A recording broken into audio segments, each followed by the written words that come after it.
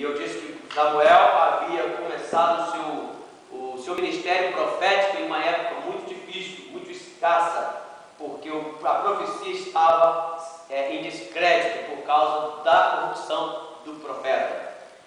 Amém? Eu fiz algumas anotações, mas eu não sei se vai dar para a gente passar por tudo isso, né? É tanta coisa.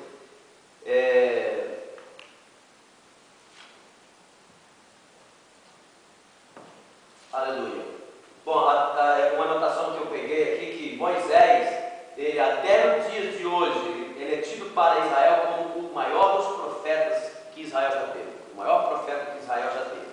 Bom, nós já falamos sobre esse ponto. Segundo, o profeta e o rei. A partir do reinado de Davi, os profetas passaram a fazer parte do grupo de conselheiros do rei. Natã e Gade são exemplos deste período. Sua profecia tinha não somente uma função política, mas também era importante para a manutenção da ordem social. Nós falamos sobre isso, sobre a participação do profeta no governo do rei, a intervenção do profeta no governo do rei. Apesar que houve reis que não ouviam o profeta. O primeiro rei de Israel foi um rei que não ouviu o profeta. Quando o profeta Samuel falou para ele, ele rebeliou contra o profeta. Ele quis ser maior do que o profeta, ele quis ser maior do que o sacerdote, e cada coisa no seu lugar. Quem Deus chamou para ser rei é para ser rei, quem Deus chamou para ser profeta é profeta. Ninguém pode tomar o lugar do outro. O problema é que muita gente às vezes quer tomar o lugar do outro. Tem profeta que quer tomar o lugar do rei, está errado. E tem rei que quer tomar o lugar do profeta, está errado. E tem reis que não querem ouvir os profetas. Tem reis que não querem ouvir os profetas. Deixa eu dizer uma coisa para os irmãos: se Deus te chamou para ser profeta, não tema o rei, profetize. Hoje, eu quero ter liberdade de dizer isso aqui. Existem muitas igrejas. Eu sou crente há 30 e quase 40 anos, que eu cresci no Evangelho. E na minha vida, eu aprendi que existem muitas igrejas que os seus líderes querem fazer do seu ministério uma monarquia, assume o lugar de rei, coloca uma cadeira como se fosse um rei, querem governar o povo como se fosse um rei. E Deus levanta o profeta, Deus fala e ele não quer ouvir o profeta. Ele tudo que faz seria uma corrupção cristã. Ele come da lã, toma do leite da ovelha, mas ele não quer ouvir o profeta. Ele quer criar os seus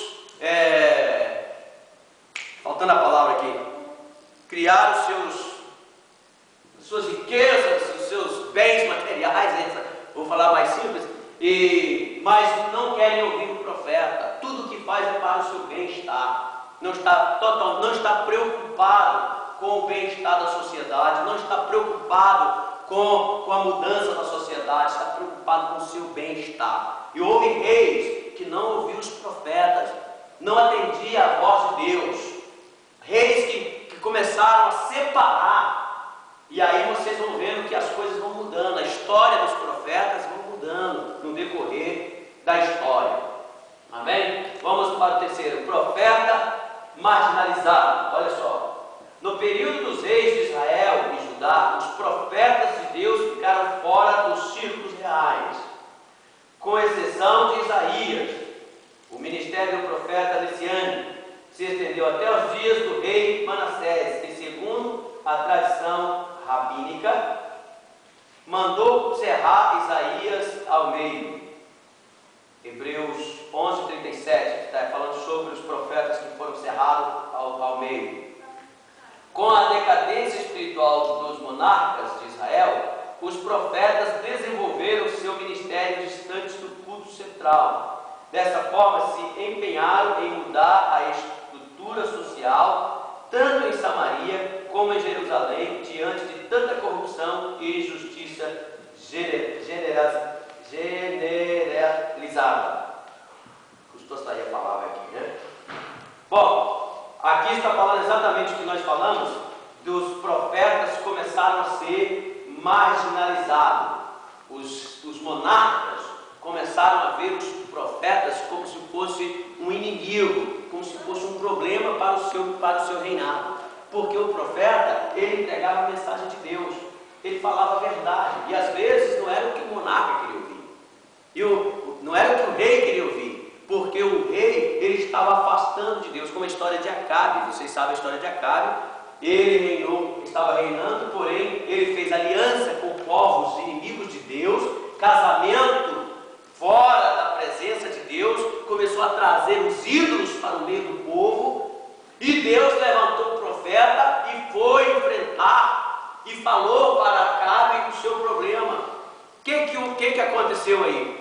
O rei, como ele estava pensando somente no seu bem-estar, somente no seu poder, né? O rei agora levanta contra o profeta.